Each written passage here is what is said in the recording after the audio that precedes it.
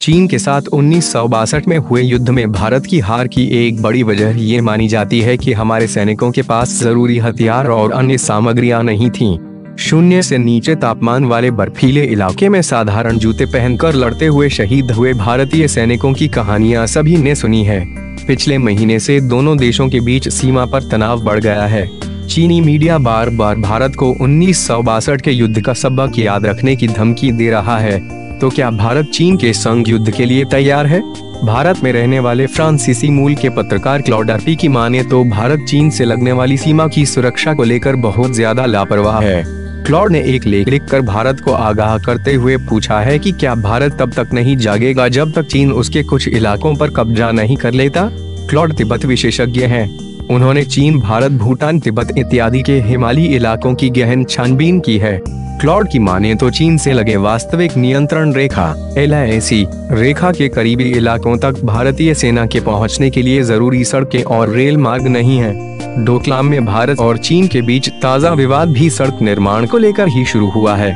चीन भूटान के डोकलाम में ऐसी सड़क बनाना चाहता है जिससे भारी सैन्य वाहन भी आ जा सके।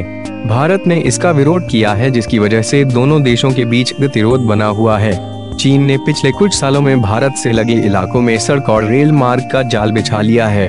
क्लॉड लिखते हैं, चीन का रवैया पहला कब्जा करो फिर उस पर बातचीत करो का रहा है। चीन डोकलाम में भी यही करना चाह रहा है। क्लॉड अरुणाचल प्रदेश के एक गांव ताकसिंग का उदाहरण देते हैं।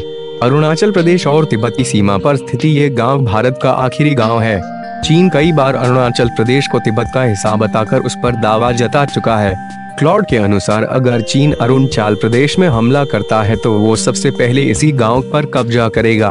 तो क्या ऐसी स्थिति में भारत इस गांव को बचा पाएगा? इस इलाके में चीनी सैनिक नजर भी आ चुके हैं। स्थानीय ग्रामीणों ने गांव में घुसने वाले चीनी सैनिकों का वीडियो भी बना लिया था। क्लॉड के अनुसार अरुणाचल में तिब्बत सीमा के सबसे निकट स्थित भारतीय सैन्य चौकी से ताकसिंग तक पहुंचने में 3 दिन पैदल यात्रा करनी होगी। स्थानीय पिट्ठू ये दूरी 2 दिन में तय कर लेते हैं। भारतीय सेना के लिए राहत की बात बस इतनी है कि इस इलाके में आपातकाल के लिए एक हेलीपैड बना हुआ है। ऐसा नहीं है कि भारत सरकार अपनी इस कमजोरी से वाकिफ नहीं है। 1957 में नेपाल के कैप्टन LR सैलो ने सीमावर्ती गांव लाइमकिंग का दौरा करके एक रिपोर्ट तैयार की थी और इस इलाके में संपर्क मार्ग की जरूरत पर जोर दिया था। लेकिन बीते 5 दशकों में इस दिशा में उम्मीद के अनुरूप प्रगति नहीं हुई है। चीन के संग ताज़ा विवाद शुरू होने के बाद 18 जुलाई को केंद्र सरकार ने संसद में बताया कि भारत चीन सीमा पर कुल 73 सड़कें बनाने की योजना है। गृह राज्य मंत्री किरेन रिजिजू ने लोकसभा में बताया कि इनमें से 46 सड़कें रक्षा मंत्रालय बनवा रहा है और 27 सड़कें गृह मंत्रालय।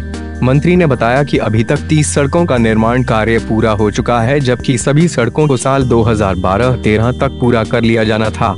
केंद्र सरकार खराब मौसम, पहाड़ी इलाके में निर्माण सामग्री को पहुंचाने में आने वाली दिक्कत, प्राकृतिक आपदा, जमीन अधिग्रहण और वन और वन्य जीव विभागों से अनापत्ति प्रमाण पत्र लेने को सड़क निर्माण में देरी की वजह बताती रही है।